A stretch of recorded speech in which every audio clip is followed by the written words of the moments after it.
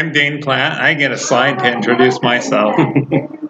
I grew up on a cattle ranch in northeastern Arizona. And growing up on a cattle ranch taught me a lot of important lessons. It taught me the importance of hard work. It is a lot of hard work to run cattle under the hot Arizona sun, fixing fences, fixing wells. It's a chore. Also learn the importance of the law of the harvest.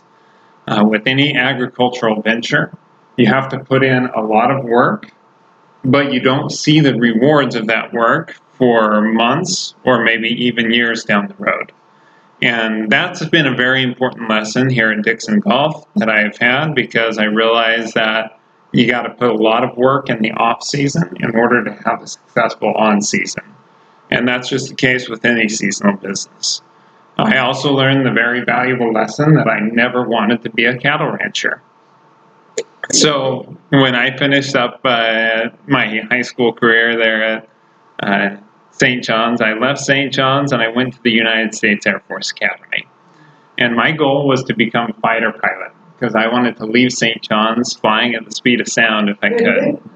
Unfortunately, after a couple of years, my career in the Air Force was cut short because of some medical issues. And so I ended up getting out of the Air Force and I went to Arizona State University. And at Arizona State, I majored in industrial engineering. And for those of you who are not familiar with industrial engineering, it's essentially the engineering study of making systems faster, better, and cheaper.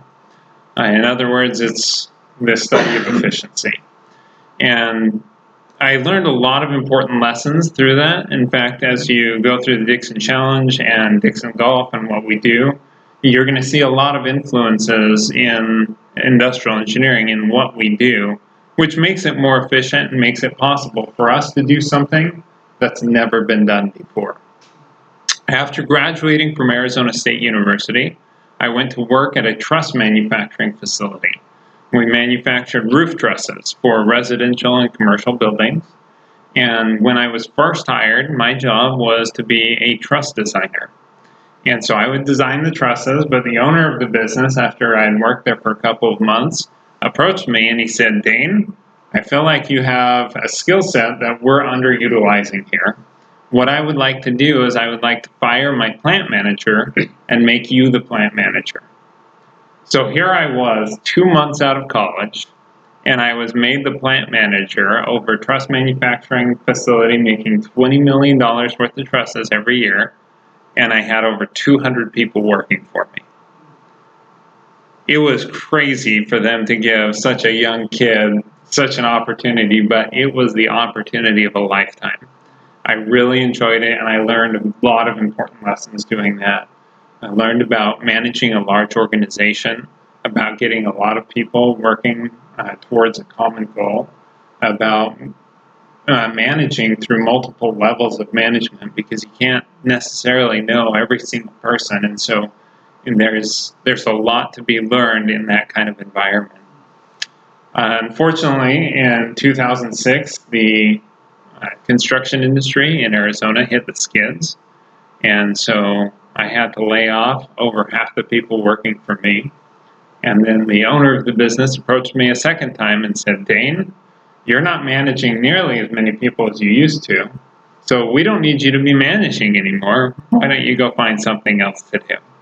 And so I was out of a job. I was looking around for an opportunity, and I came across a golf ball manufacturing facility in Mesa, Arizona.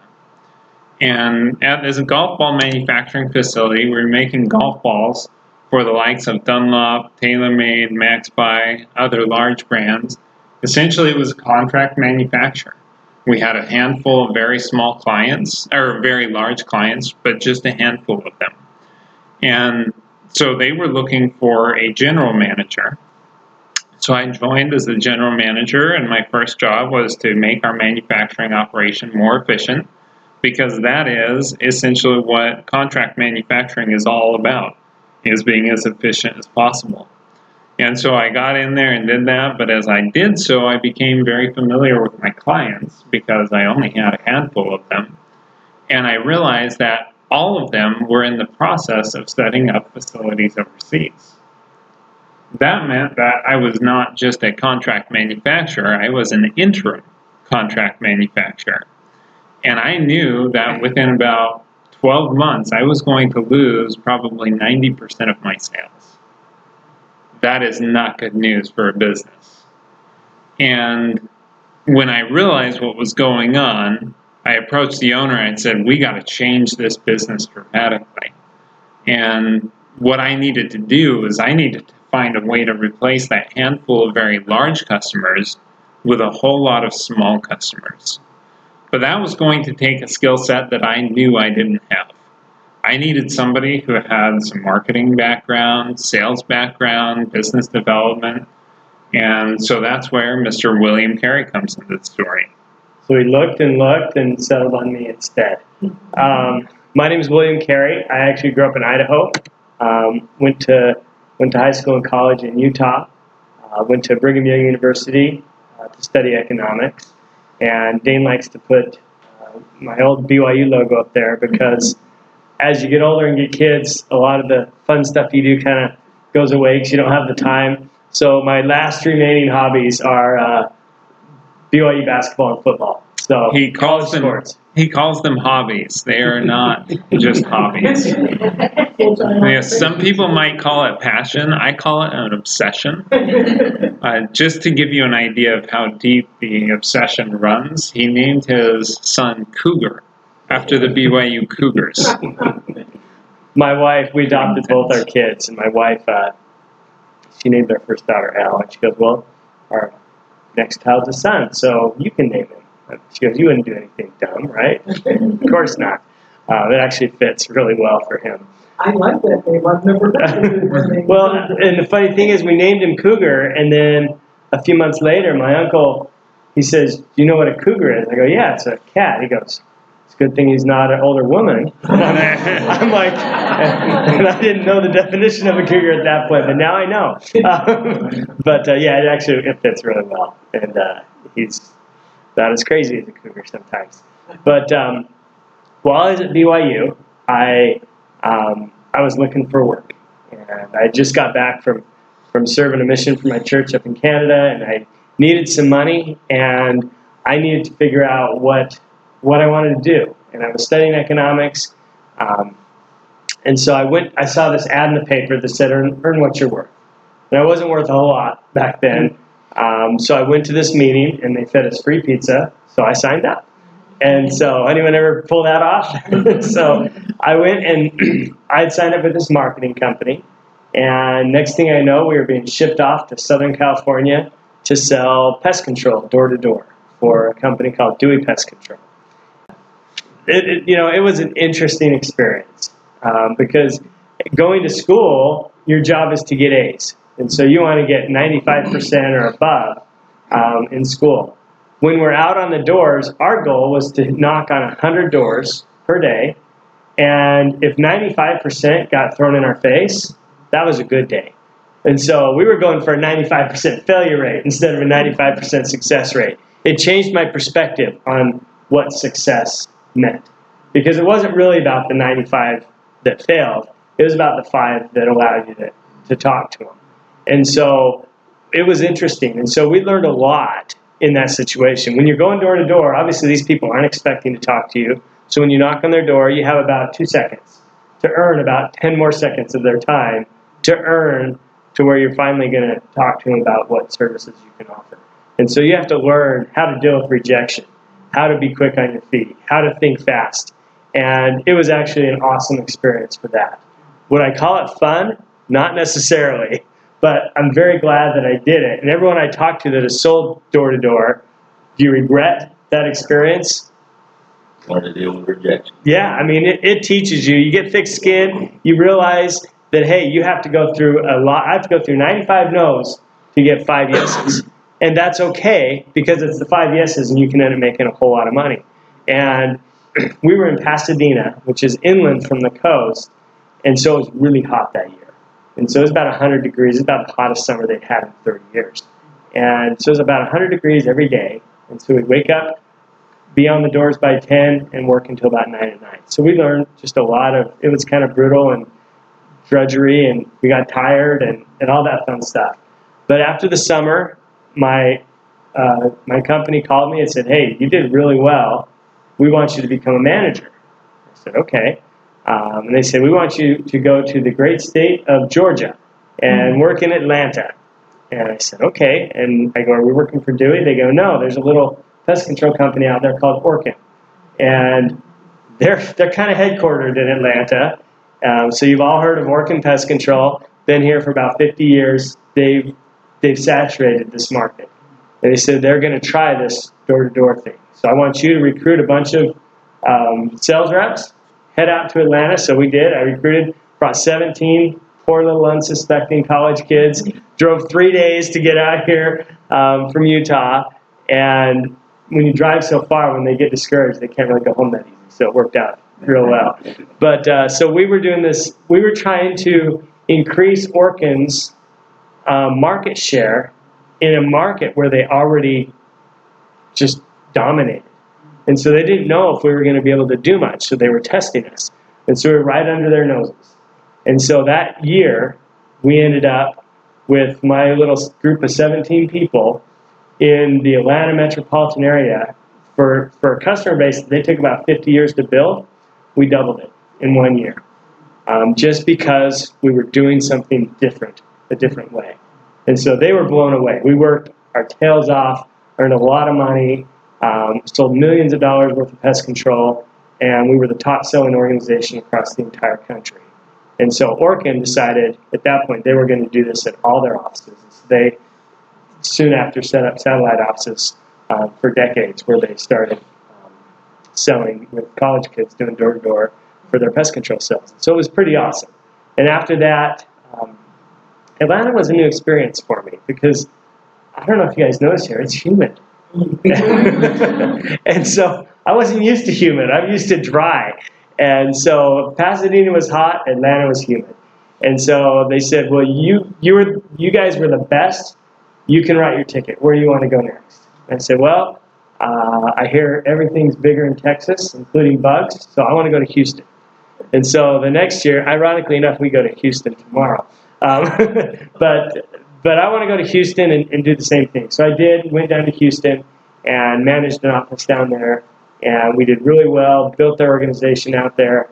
And if Atlanta was humid, Pasadena was hot, Houston was hell. It's just horrid. Has anyone ever lived in Houston? I mean, you're bad enough living in Atlanta in the summer because it's bad. Houston's way worse. It's hot and humid. Atlanta's humid and kind of warm. That is just miserable down there. And so after doing it for another year, I had gotten my degree at that point in economics, and I'd seen a lot. You deal with a lot of different people and a lot of different businesses, and you get excited. I had that entrepreneurial spirit, and like you Cornelia, I was tired of pest control. I was sick of the door-to-door thing, and so I wanted something different. And around that time, there was a new technology come out called email, and now I just dated myself. But this was exciting, and we thought this would catch on. And so one of my friends that had worked for me, he was a programmer, and he lived in Arizona. And I said, hey, here's a concept. Can you do this? And he goes, yep, I can. So I moved to Arizona, and we started a company called Lunch Club. And Lunch Club, the idea was people with emails would like coupons in their email. And so it was kind of like a Groupon concept. We would send coupons with restaurants that were close to you in your email. And people would print them off and take them into the restaurant. So we built that business. It became the largest restaurant marketing company in Arizona, and ended up selling it because we wanted a larger company to help us take it nationwide. And because we had over 100,000 subscribers just in Arizona, and we wanted to go big. So we sold it to this other company who totally screwed it up. And so it went down, but a few years later, Groupon got big. Google offered them $4 billion for my stupid concept that I had sold about 4 years too soon and about $4 billion too short. And so I was I was actually, after that sale, I was under non-compete in the restaurant industry, and I needed to do something else. And so I loved golf, had a passion for it, golfed on the high school team. Probably wasn't as good as you, John, but I loved it. And so I saw that there was a golf ball facility here in Mesa, Arizona, where I lived. I had no idea. And so I went and listened to Dane tell me about these golf balls and this golf ball company, and I had this factory and how they needed to build business and do that. And I told him this great story about this business that was going under, that was losing all of its customers. He didn't tell me that part. No, I'm a little bit better at sales than that. I painted this nice rosy picture of rainbows and unicorns, and he bought it.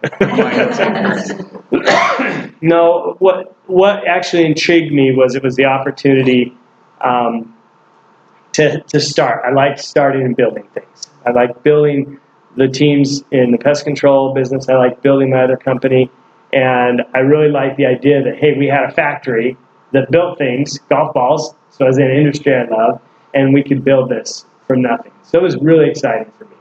And so I came on, and for the first year, I spent on the phones just calling customers of who would buy our product. And so if you look at our situation, it was kind of a tough situation because we were a factory that built one product, which was golf balls. Well, who buys golf balls? Golfers. Where do you buy them? You got them, and so you go to the golf store. Do you buy blank golf balls, or do you buy golf balls with a brand on them? Brand. You buy Titleist or Callaway or whatever. Well, we didn't have a brand, so I couldn't sell to golfers. And so typically, manufacturers in our position would sell to the brands. So we would make balls for those brands. Well, Dane had already told you, all the brands we were making for were going over to Asia. So if I make golf balls, I can't sell them to golfers, and I can't sell them to the brands. Who do I sell them to? That was my dilemma. And so after I took the job, I'm like, wait a second, I have no customers here. Who can we find? And so that's what took me a year to find customers. And the first customers that we found were printers. And printers, it was kind of a unique little niche in that printers would take a golf ball and they would print Mickey Mouse on them. And where would they sell that golf ball? At Disney World, absolutely. If you're in Atlanta, you print a little hawk on it and you sell it at the gift shop for the Atlanta Hawks or Atlanta Falcons. I mean, you do those types of things as printers. And printers, rather than buy a branded golf ball from Titleist, they would rather pay less and get a clean white golf ball. Same golf ball, but just without the printing on it, and they could pay less because they wouldn't have to pay Titleist for that printed name on it. And so we started selling to printers across the country, and all gift shops, if you go into them, typically have some golf balls there. And so we were the ones that would supply those. And if Mickey Mouse looked good on a white golf ball, wouldn't these images look really good on colored golf balls? And so we started getting into the colored golf ball business, and actually became the largest supplier of colored golf balls in the country. As we were selling these to printers, selling these to suppliers, distributors, selling to the miniature golf industry. So we were kind of working on the fringes of golf, really the gift, the miniature golf, kind of the novelty stuff. And so that was where our customer bases were. And we were building out because, we made balls, so we knew that. And then, interestingly enough, because we had a factory, we would get other customers that would come to us. And I have to get a count. Who here is a golfer? Okay.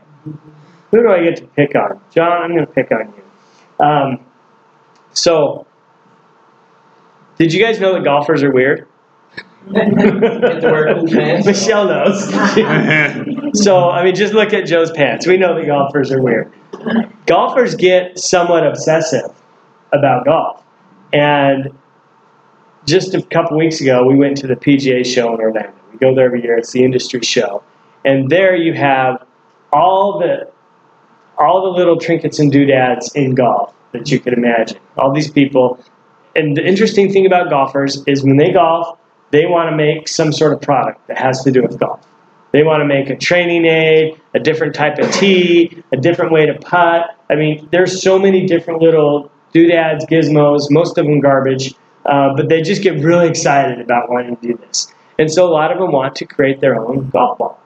And so if John was one of these guys, he'll be one of my customers today. John would come to me and he would say, I'm John, and I've been a golf pro for 20 years. I've taught I have hundreds of clients that I teach lessons to, and I've developed a new way to hit a golf ball. In fact, I call it the sweet spot golf ball. And I have this golf ball where if I put a spot on the golf ball, and at the right angle, if I put an arrow, all my students have to do is hit that spot. They don't have to worry about how they swing. They don't have to worry anything. All they have to worry about is hitting that spot. Because when you hit that spot, it goes right where the arrow is pointing. It's just a new way to approach the game. And I say, well, that's kind of cool. He goes, it works every time. I want to create that golf ball because it will change the way people golf. I said, okay, that's fantastic. He goes, can you make that? I go, of course I can make it. That's what we do. We make golf balls. We make everyone's golf balls. But we can make that. It just depends if you want from a Pro V1 down to a Pinnacle, what you want to pay for it. I go, but there's a little problem, John. He says, what's the problem? I've proven this concept over hundreds of students. And I go, there's a little company out there called Titleist. There's a little one called Callaway. There's a little one called TaylorMade. And all of them are spending over $100 million a year just so you don't sell your sweet spot golf ball. Just so you know, William's not making this up. This was really his sales pitch. He was telling our customers not to buy golf balls from him. And this is the guy I hired to do sales. You might as well tell them the truth, right? Tell them what they're getting into. But because golf is a tough industry to get into. And so John would tell me, he would say, well, of course I know those brands. I play with those brands. But this is better. It's a better product. People are going to like it. I said, okay, but just so you know, they don't spend that $100 million just because they want you to be successful.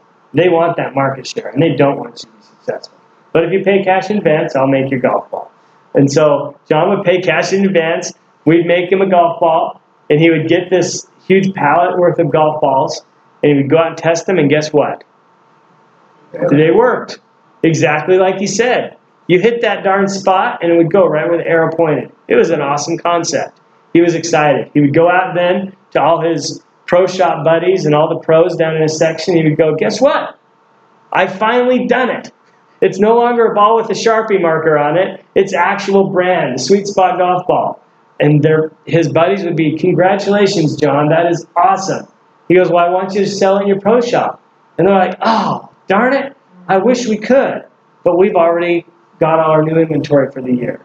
So why don't you go test it in other areas, and once it becomes a viable sell-through, then we'll carry it in our pro shop. But I'm so proud of you, John. Way to go. Way to take a risk and be an entrepreneur.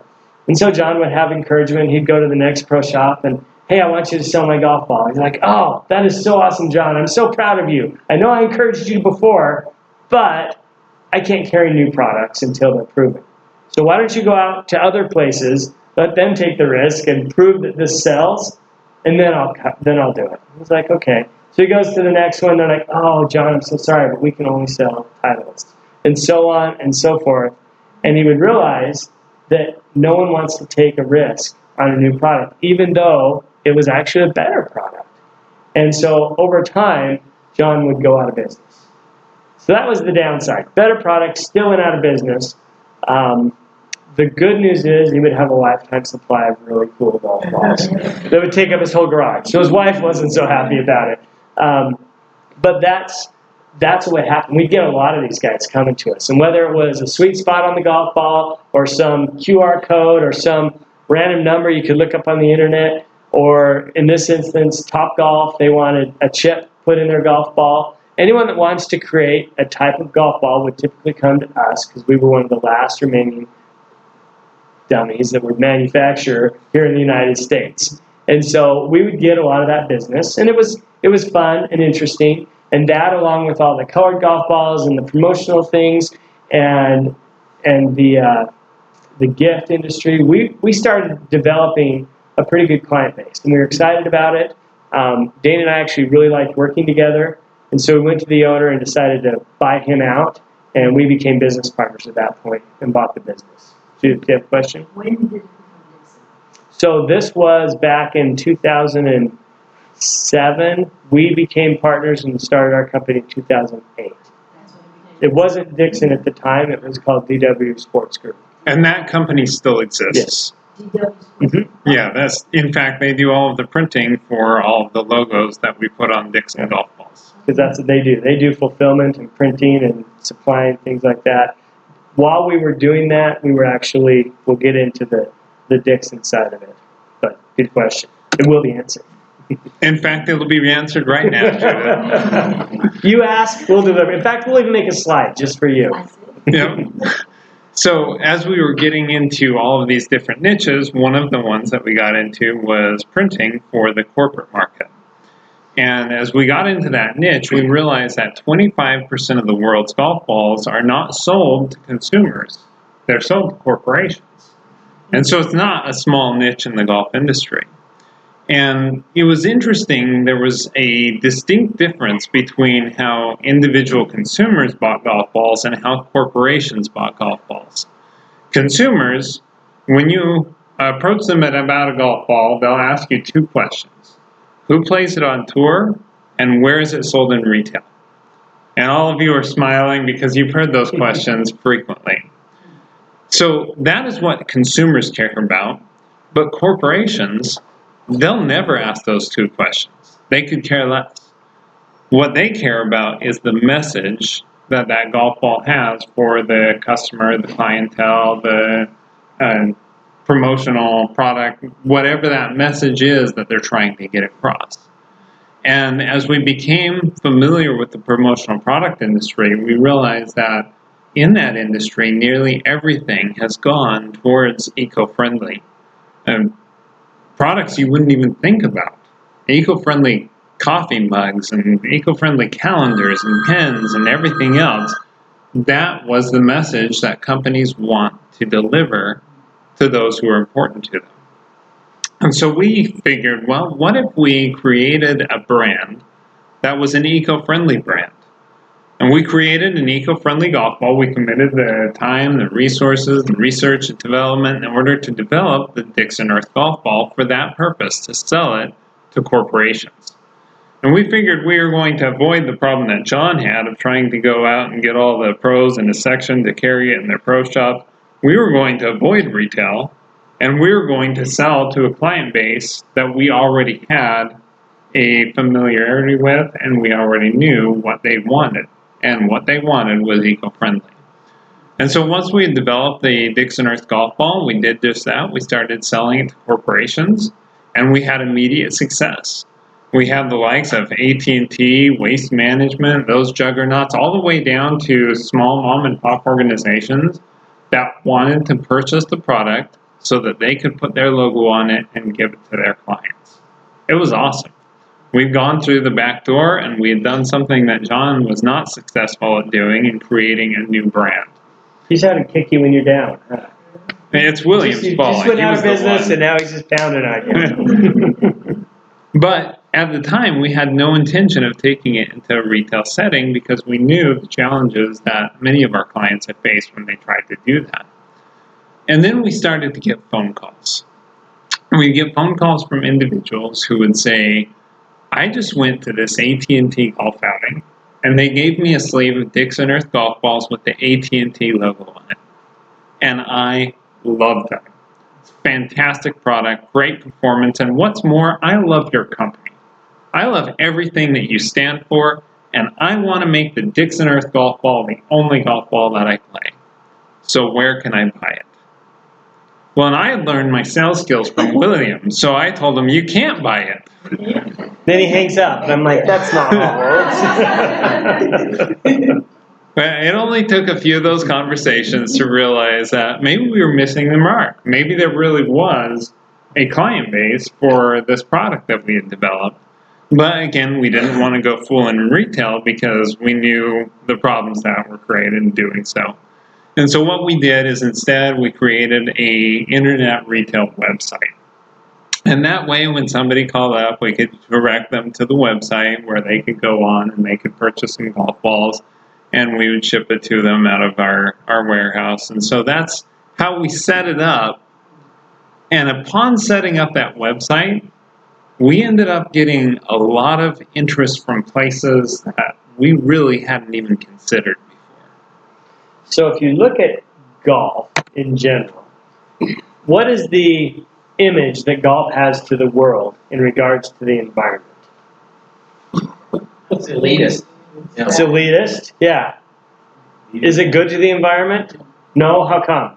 Bunch of golf balls. Everything's left on the course. You've got golf balls in the water. You've got. It's funny actually. They did a study a number of years ago, and that they went and they were diving down in Loch Ness, and apparently it's a big deal to hit a golf ball into Loch Ness. But when they went down there were millions of golf balls down there, and the whole ecosystem was destroyed because they're sitting there. So not a good impression there. Poor Loch Ness monster. The monster dead. Didn't Golf survive. full of golf balls. He was trying to eat them all. Thought they were pellets. But they get bad rap for golf balls. Get bad rap for chemical usage, land usage, water usage, and so golf is seen to non-golfers as kind of an elitist, environmentally bad sport. And it's interesting.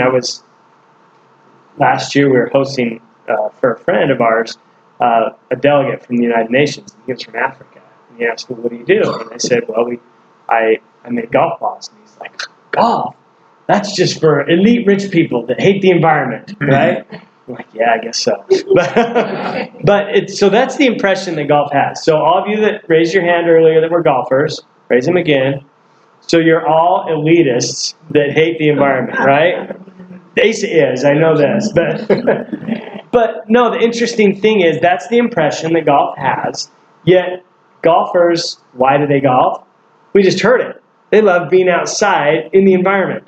They love the outdoors. They love to get out, and golf's a great sport where you can get out and do that. You can do an activity that takes some drive and do some things, and it's an amazing thing for those of us that love to golf.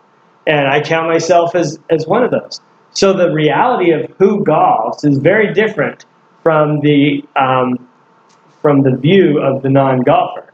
And so what was interesting, as we created a product that was good for the environment, but also good for golf, it hit a nerve that we really didn't quite expect, to be honest.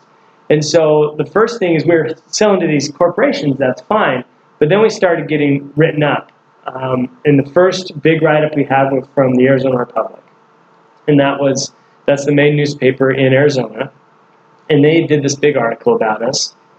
And then that got picked up by other golf magazines throughout the country. We were written up by Golf Digest, Golf World, Golf Magazine. And then it went international. We got written up by we got articles in all the international golf magazines. In fact, we had a 7-page centerfold spread all about the Dixon Earth golf ball in Golf World, Australia. And it was interesting how this just started going. And then it went outside of golf. And we were written in USA Today, CNN, Huffington Post, not only for the fact that it was good for the environment and eco-friendly, but Golf Digest listed us as one of the best golf balls as far as performance and quality. And we made the Golf Digest hot list. And so we were written up by all these. We started getting a lot of press that was all for free, but literally millions of dollars worth of press. And then we started getting celebrities that were interested in us. And the first celebrity that called was Don Cheadle. And Don called, and he called up and he said, "Hey, this is Don Cheadle. I'm an actor." And I said, "I just saw Hotel Rwanda and Ocean's 11. You were great." This was before he was an Avenger. And I said, "You were great in those." And he goes, "Well, thank you." And I said, "Well, how can I help you?" And he says, "Well, I ordered some of your golf balls a month ago. I've been playing with them, and I absolutely love them. So I was just calling to see if you guys had a celebrity spokesperson, because I want to be your celebrity spokesperson." So at this point, we're sharing an office. And so when I heard that Don Cheadle was calling up, I wanted to listen in on the conversation because that's pretty cool, right? Yeah. We got Don Cheadle that is calling our office. So I'm interested. I'm listening. And Don asked that question of William. He says, do you have a celebrity spokesperson? Because I want to be the celebrity spokesperson. And William's response is classic. He says, you know, Don, we don't really like celebrities. I'm like, should I take this call over? Is this a sales guy that I hired? What's going on here? I'm just Eeyore, you know. The takeaway is a huge. That's right. So I did say that, and Don was kind of taken aback, and he said, "Oh, really? Why?"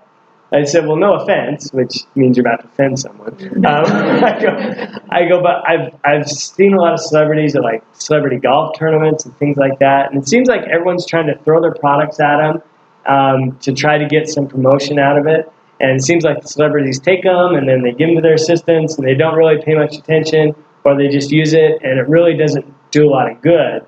And so I just don't see it as a efficient use of my time and money to be chasing after celebrities to see if they're going to help influence the growth of our product.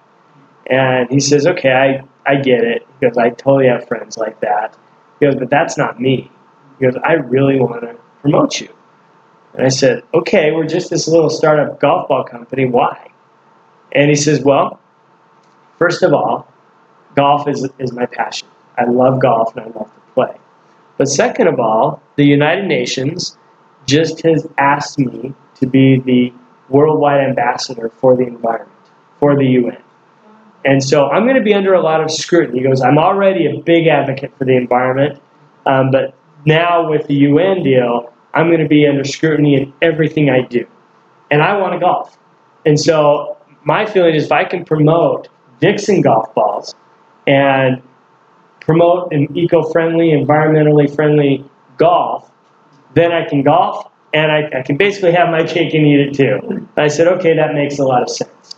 I go, the problem is we're just this little golf ball company. We don't have any money. I can't pay you to be a celebrity spokesperson. He says, well, you're in luck because I have a day job.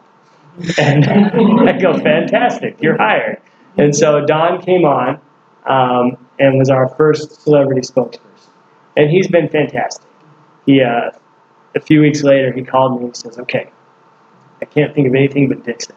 And I've got all these ideas, and I want to create these commercials about Mother Nature versus the golf gods, Chunk and Slice and Hook, and how Mother Nature with Dixon Golf defeats them and things like that.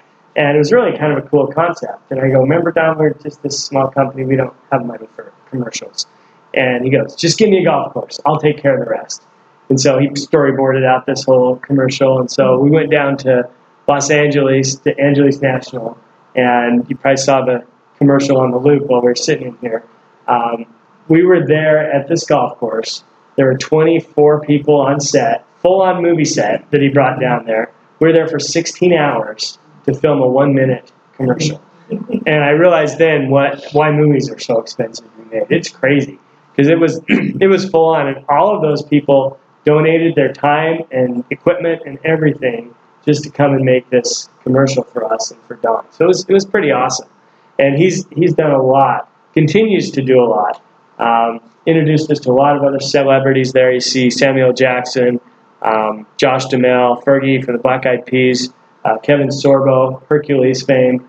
All these guys play with our golf balls. They promote us for free because they love the company and they love the product. In fact, Don was just playing with the balls in the Sony Open a couple weeks ago out in Hawaii, and he's just promoting it like crazy to all these different people, and he's been a great help. So we've got these celebrities, we've got these millions of dollars worth of press and promotion. We're like, we should probably sell some golf balls. We should make some money doing this. So where do you sell golf balls? At stores. Well, John told us that it was hard because he went out of business doing this, but he didn't have Don Cheadle. He didn't have Sam Jackson. He didn't have all these write-ups. We did. So we decided to go. And to give you an idea on timeline, it was about 2009. And so 2009, we went out and we went retail. And there were reps all over the country that wanted to carry the next big thing because they want a piece of that. And so we were going to be the next big thing. So we had reps carrying us into pro shops, big box retailers, all over the country that year. We were shooting to the moon. It was pretty exciting. Then we learned a little bit about retail. And we didn't know. First of all, we realized retailers don't like to pay their bills on time. Who would have thunk? It's a store. You think they would pay their bills. But they didn't. And so we would call them at the end of the season and said, hey, you got to pay for these golf balls that you bought. And they said, oh, okay. And then they sent our golf balls back. I'm like, I was expecting money. I can't pay the bills with golf balls. And all these retailers were sending me the product back. And I said, well, I thought you really liked the product and the story. They're like, fantastic product, fantastic story, but no one's buying it. I'm like, how come? They said, well, think of yourself as a golfer. You walk into my store, and there's a stack of Titleist golf balls that you've played with forever, and then there's this stack of this no-name, eco-friendly golf ball that's probably going to melt or explode when you hit it, or it's going to go 20 yards shorter. Which one are you going to buy? Okay, I'd probably buy the Titleist too. I said, but it doesn't melt or explode or go 20 yards shorter. In fact, it goes longer. And they're like, we know this, but the people walking in don't know this. And I can't stand by your golf balls all day and tell your story. Because I got 1,000 other products that I'm trying to sell. That's your job, to tell your story. I said, well, what do I got to do? They're like, well, you can advertise in our circular, you can advertise on TV, you can advertise in the golf magazines, you can pay pros, you can sponsor big tournaments, and I'm doing the math all over the country, and wow, that's over $100 million a year to do that right, just like all the other big companies do. And we realized at the end of that year that even though we had celebrities, even though we had a great product, even though we had promotion, still it costs a lot of money to tell the story the way it's been told. And so we ended up getting our product back and getting out of retail and essentially almost went out of business and came back to Arizona with our tail between our legs, really frustrated because it was a lot more than just having a lot of hype and promotion. There's a lot of money and resources it would take. And so we were sad and almost out of business at the end of 2009. And we found out that we were no better than John. John, don't you feel vindicated? Feel a lot better, right? But there was one major difference between us and John. John, when he went out of business, he had a garage full of golf balls. We had a warehouse full of golf balls. We had a big problem on our hands. And like William said, we almost went out of business at that time. But we knew that we had something good. And we had had far too many people call us and say, I want to play only the Dixon Earth golf ball. We knew that there was something good about this product. And so we had to figure out a way that we could market this differently than the rest of the industry. And the old way to market, the same way that Titleist and TaylorMade and Callaway, they do it, they all pay professionals on the tour millions of dollars to play their products. They do these huge national ad campaigns that are very expensive. And we couldn't do it their way. We couldn't play their game by their set of rules for two reasons. Number one, we didn't have the resources. We didn't have $100 million to go spend on it. But secondly, and more importantly, we realized that even if we had had the resources, we could never expect to go play Titleist's game by Titleist's rules and ever expect to win, because they have decades worth of experience on this. And so we had to figure out a way to create our own game and play it by our own set of rules. And so we decided to go completely backwards from the rest of the golf industry. And instead of these huge national ad campaigns and paying pro players, we decided we wanted to create something that was grassroots, word of mouth, and localized. And in creating this marketing effort, there was one thing we knew about the golf ball that was going to help us. We knew that when players hit it, they loved it. And in order to have a player hit a golf ball, you've got to be on a golf course. But you can't just show up on a golf course and give away a bunch of free golf balls, because you'll go out of business real fast. And so we looked around and said, well, charities, they have golf events. So they're often looking for outside sponsors to come in and help them raise money at their golf events. So if we could create a game that would allow us to get on the golf course, help raise money for charity, introduce players to our product, well, maybe we have something going here. And so you can see the formulation of the Dixon Challenge, exactly why we did it. It was a marketing effort. And so we decided this time we were not going to fly blind like we did when we went into the retail industry. We decided we wanted to know what happened when the rubber hits the road.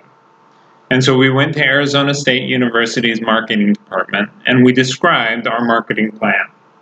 And they thought it was awesome. They said, this is a great opportunity for us to research. We're a research institution and nothing like this has really been done before.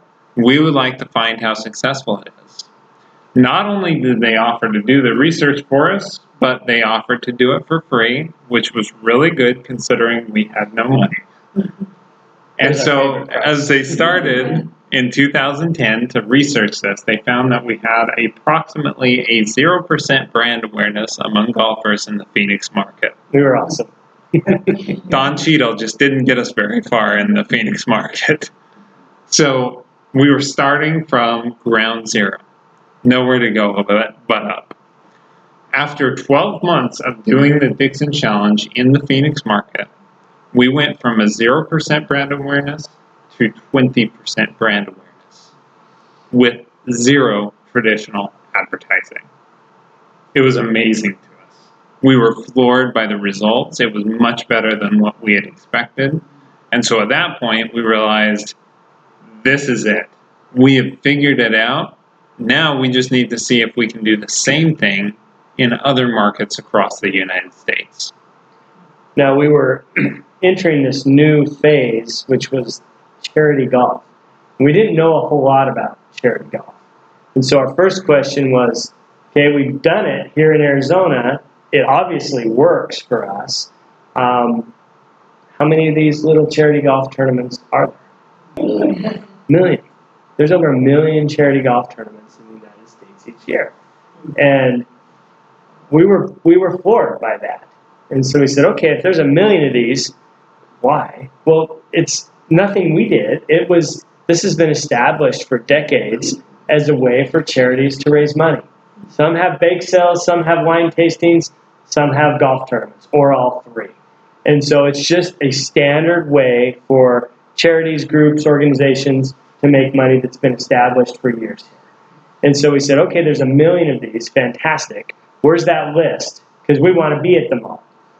Well, let's think about these millions.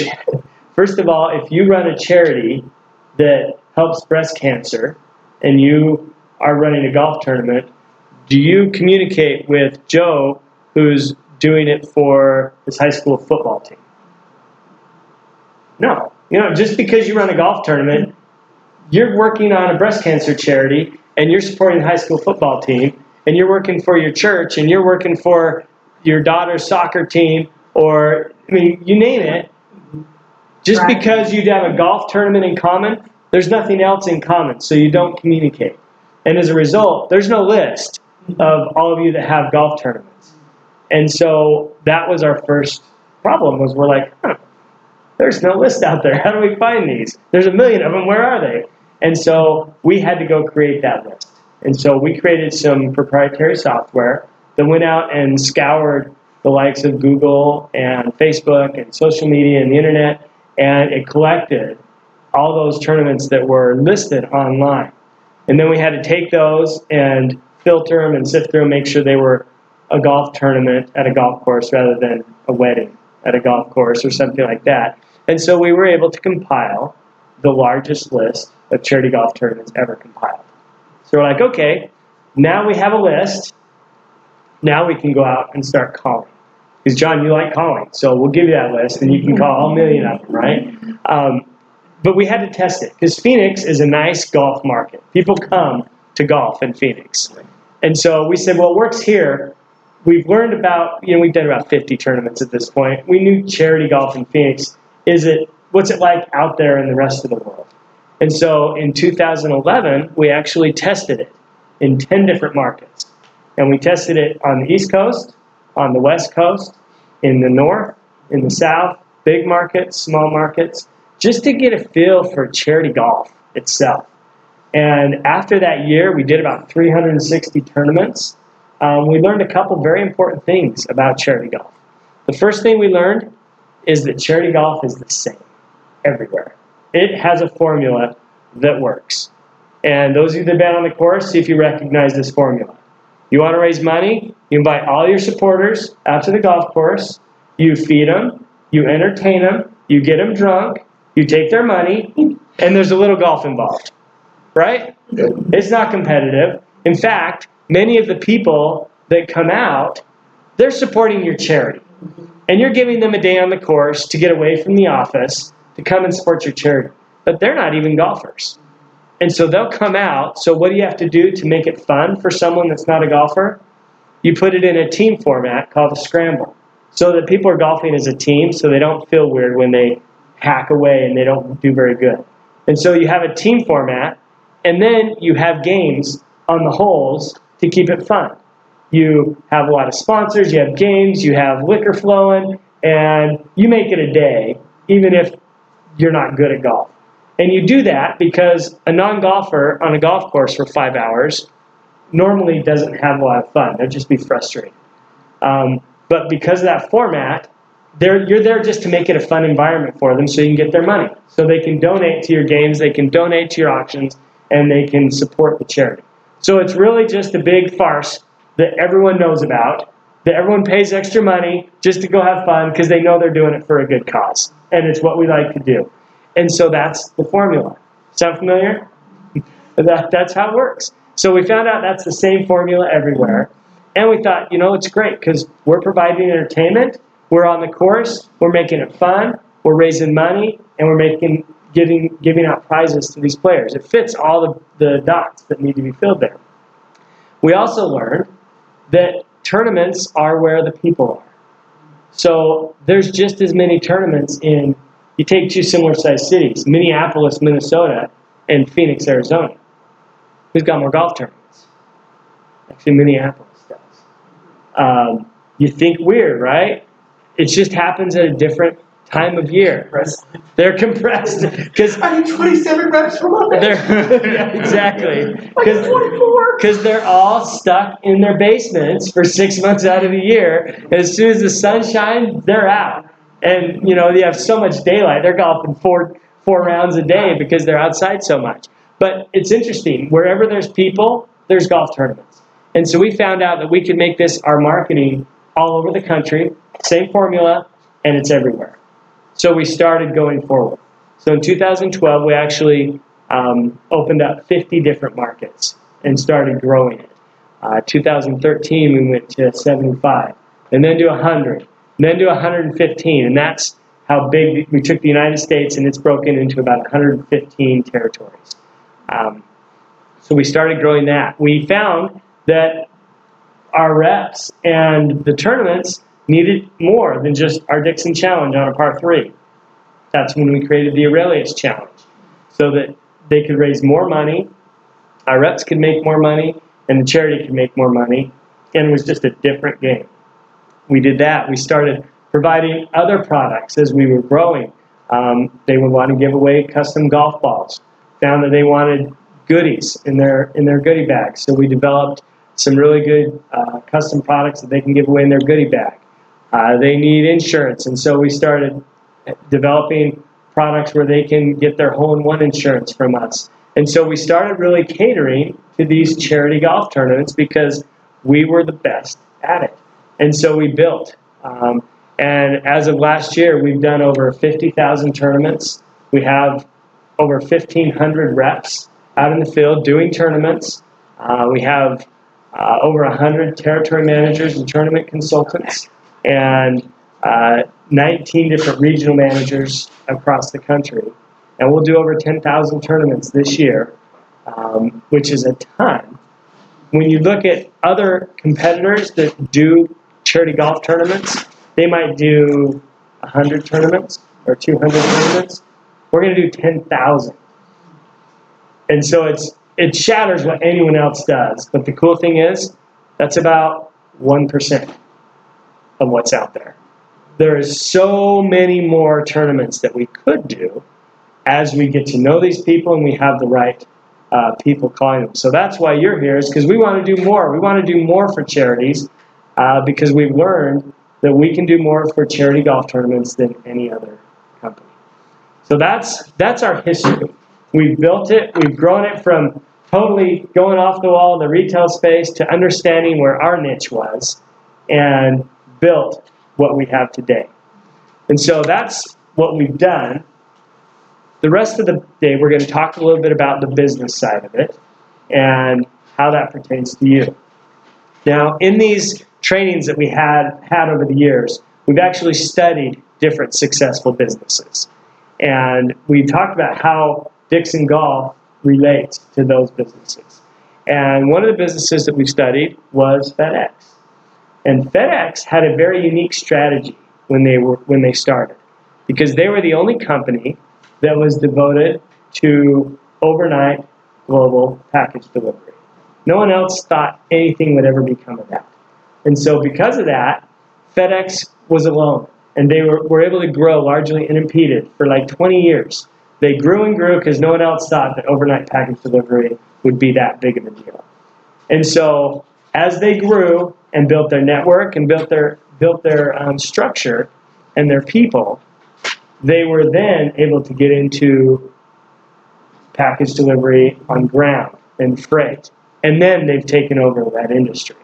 But it's because they were able to grow for 20 years with no one paying much attention to them. Such is their strategy. Similarly, Dixon Golf is able to grow largely unimpeded because most of the competitors are focused on the regular retail golf ball marketplace.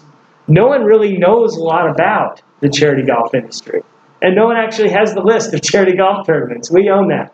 So we're able to grow largely unimpeded because everyone else is focused elsewhere. We've also talked about tactics. And we talked about Walgreens a few years ago. And how Walgreens is able to outperform their industry by over 300% annually because they have a laser-like focus on one thing, and that is convenience.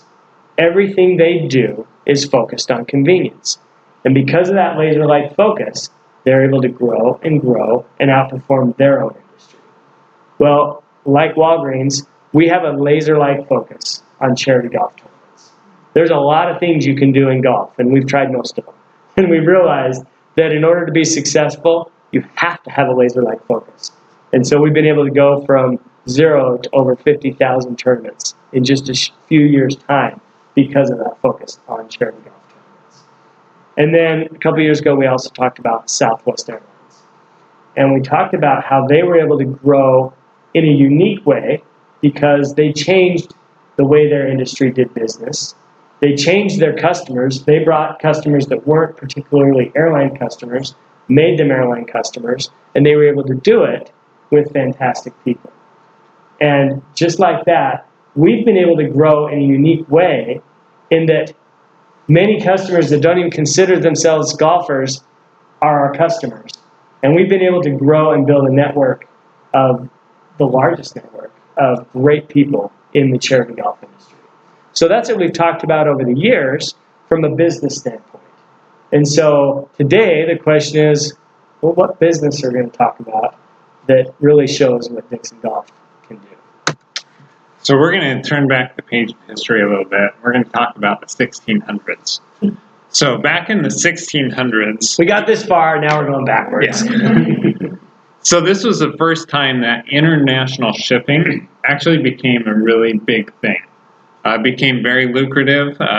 They had the ability to make large ships, carry large amounts of cargo, and travel across vast oceans. And so it became a very lucrative enterprise. However, losing a ship and all of its cargo was devastating. And so there became a need for insurance. And so the first maritime insurance exchange was created called Lloyd's of London, which of course still exists to this day. So shortly after Lloyd's of London, there were a lot of other insurance products that were added, like fire, flood, health, life, directors and operators, business insurance, property casualty, homeowners, auto. I've even talked to one insurer that insured a man's tongue. Yeah, it's very strange. Very valuable time. Sommelier? But whatever the case is, the business model is the same with insurance. The business model is this: you charge small premiums to a large number of policyholders, and then you pay out large losses to the few that have an insurable event. So there are two ways that an insurance company makes money. The first one, and the obvious one, is called an underwriting profit. And that's the difference between the premiums collected and the losses paid. The second way, the secondary way, which is certainly important to the insurance industry as well, is called investment profits. And that is the money that's made by investing money between the time that premiums are collected and the time that losses are paid. So I'm going to focus on the first one, and the most important way that an insurance company makes their money, which is underwriting profits. So now that we understand the terminology, I want to turn our attention to a chart. So this chart shows us the consecutive years of underwriting profit. If you take the insurance industry as a whole, they have actually had an underwriting loss for 8 consecutive years. I want to talk about a company today that has defied the rest of the insurance industry and has had 25 consecutive years of underwriting profits. To give you an idea, that's like the Golden State Warriors taking the title every single year for an entire generation. This company has done something that is just remarkable. Progressive Insurance has had a phenomenal track record. But not only have they had 25 years of consecutive underwriting profits, but they've also grown their market share in 22 of those 25 years, which is an incredible feat because once you become big, it's harder to increase your market share.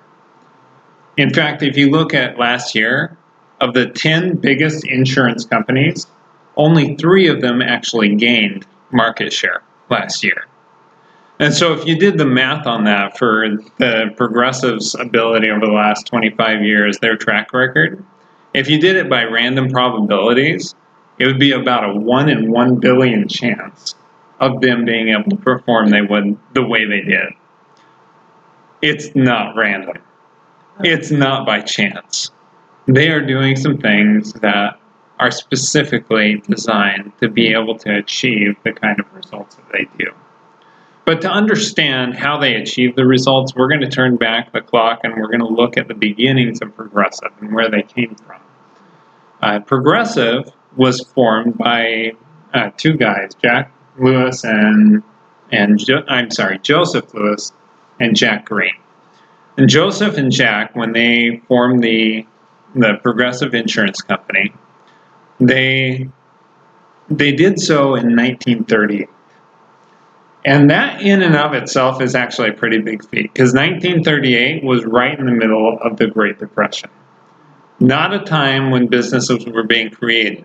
That was a time when a lot of businesses were going under. And they recognized that in order to be successful during economically turbulent times, they were going to have to run their organization with an incredible amount of discipline. And that discipline started with the product that they were willing to offer. And more importantly, the products that they were not willing to offer. They decided that they were going to focus 100% on auto insurance.